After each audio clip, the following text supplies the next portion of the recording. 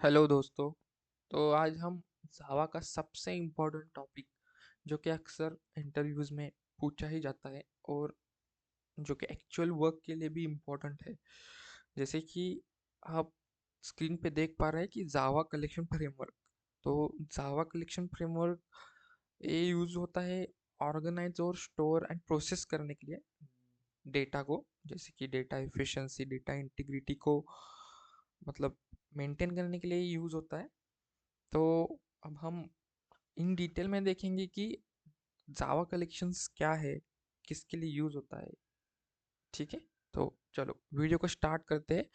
तो अगर आप चैनल पे नए हो तो चैनल को प्लीज़ सब्सक्राइब कीजिए और बेल आइकॉन को भी प्रेस कीजिए ताकि आपको सभी लेटेस्ट अपडेट मिलती रहे। चलो लेट्स स्टार्ट।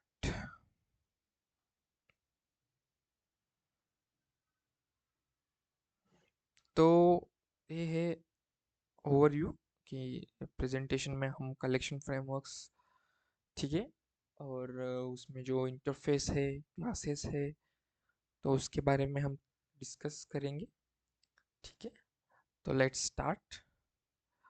तो बेसिकली कलेक्शन फ्रेमवर्क क्या है? तो collection framework is the unified architecture for storing and manipulating group of data in Java. तो ये ग्रुप ऑफ डेटा पे वर्क करता है। ठीक है, इसमें बहुत सारे इंटरफेसेस है, क्लासेस है, अल्गोरिदम्स का यूज होता है। जैसे कि अभी इंटरफेसेस हम बात करेंगे तो लिस्ट है, सेट्स है, क्यू है, मैप है। ठीक है, तो नेक्स्ट स्लाइड में हम जाके डिस्कस करेंगे। ठीक है, तो ये है definition. The Java Collection Framework is a unified architecture that allows developers to store and manipulate groups of objects efficiently. तो ये group of object पे काम करता है।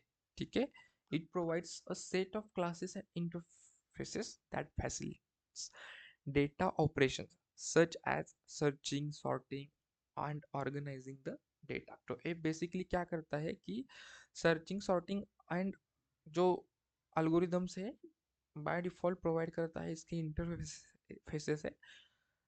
तो ये बेसिकली है। ठीक है, तो पैकेजेस पर्पज में जाते हैं। ठीक है, तो ये जावा डॉट यूटिल पैकेज में आपको मिलता है। ठीक है, तो ये basically pre build data structures बोल सकते हैं इसको हम, जो कि ऑलरेडी डिफाइंड है, मल्टीपल अल्गोरिदम्स है इसमें। ठीक है, तो एक चीज़ है। तो इसका इम्पोर्टेंट क्या है, क्यों यूज करते हैं? ठीक है, इसका इम्पोर्टेंस क्या है या क्यों यूज करते हैं? ठीक है, तो ये हमको प्री बिल्ड मिल जाता है, पहली तो बात है, जिसका यूज करके हम we can handle data efficiently, you know. और मल्टीपल इंटरफेसेस है, क्लासेस है, जो कि यूज करके हम इजीली कॉम्प्लेक्स डेटा स्ट्रक्चर को इम्प्लीमेंट कर सकते हैं विद इन इजी मैनर। ठीक है, और अभी this framework not only simplifies data management but also enhances performance through optimized algorithm। ये अल्गोरिदम सिर्फ डेटा मैनेजमेंट के लिए या नॉर्मल डेटा स्ट्रक्चर के लिए नहीं यूज किया जाता, तो इसका और भी अच्छा यूज है कि ऑप्टिमाइज्ड ऑप्टिमाइज्ड है। ठीक है, जो कि बड़े बड़े एप्लीकेशंस में इसका यूज अच्छी तरीके से होता है ऑप्टिमाइज्ड मैनर में। ठीक है, तो पॉपुल इसकी पॉपुलैरिटी इसके लिए बढ़ी क्योंकि ये ऑप्टिमाइज्ड है। ठीक है, तो अब हम डिस्कस करेंगे कि इनमें कौन से इंटरफेसेस है। ठीक है, तो पहले तो बात करेंगे कि इसका जो बेस क्लास है या जो पेरेंट क्लास है वो इटरेबल है। ठीक है, बाद उसके बाद कलेक्शन जो है वो इटरेबल को इनहेरिट करता है। कलेक्शन में इंटरफेसेस है जैसे कि लिस्ट है, एक सेट है और क्यू है। ठीक है, चलो आगे बढ़ते हैं। जैसा कि मैंने बताया आपको, the collection interface is the root of the Java collection framework. ठीक है, जो कलेक्शन इंटरफेस है वो रूट है जावा कलेक्शन फ्रेमवर्क का। It defines foundational method for all collections including add, remove and iterator functionalities. ठीक है, जो कि ऐड, रिमूव और इटरेट करने के लिए फंक्शनलिटी प्रोवाइड करता है। जैसे मैंने बताया आपको कि इसमें जैसे कि इंटरफेसेस है, लिस्ट है, सेट्स है, क्यू है, ठीक है, एक कॉमन स्ट्रक्चर प्रोवाइड करते हैं to create a data structure, ठीक है। लिस्ट, सेट और क्यू जो कि बेस मतलब इंपॉर्टेंट इंटरफेसेस है।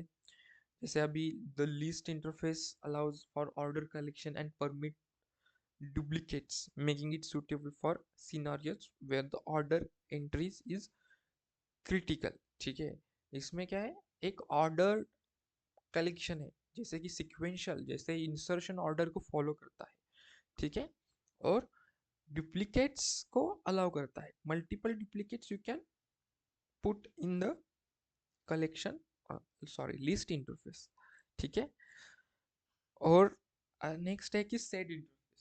सेट इंटरफेस क्या है कि it allows unique values and again it don't follow the insertion order और इट इज नॉट ऑर्डर्ड, ठीक है। और डुप्लीकेट्स भी अलाउड नहीं करता है ए, ठीक है।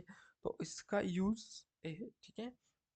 और नेक्स्ट जो इंटरफेस है क्यू इंटरफेस, जो कि first in first out data structure पे बेस्ड है, ठीक है। जैसे कि scheduling the task, task management के लिए इसका बहुत अच्छे से यूज होता है, ठीक है। और मैप इंटरफेस जो है वो it is not part of the collection framework, but ये भी नथिंग बट कलेक्शन ही माना जाता है, ठीक है। The map interface is design to store key value pairs, मतलब की और वैल्यू पेयर्स में ये स्टोर होता है, ठीक है। वेयर ईच की is unique, the key should be unique, मतलब जो की है वो यूनिक होनी चाहिए, वैल्यूज कैन बी डुप्लीकेट, और जो फेचिंग ऑफ डेटा होगा वो बेस्ड ऑन दी की होगा, ठीक है। और ये जो इंटरफेस है ये अलाउ करता है, this interface allows for efficient data retrieval and storage based on the keys, ठीक है। जो कि रिट्राइवल और स्टोरेज है ये की के बेसिस पर होता है। पॉपुलर इम्प्लीमेंटेशन है कि हैश मैप है which offers average constant time complexity है फॉर इंसर्शन एंड लुकअप से। नेक्स्ट वीडियोस में भी हम देखेंगे इन डिटेल सब interfaces, map interfaces, list Q क्या है, इसमें और कौन से पार्ट्स है, ये सब हम डिटेल में देखेंगे। तो अभी के लिए इतना ही।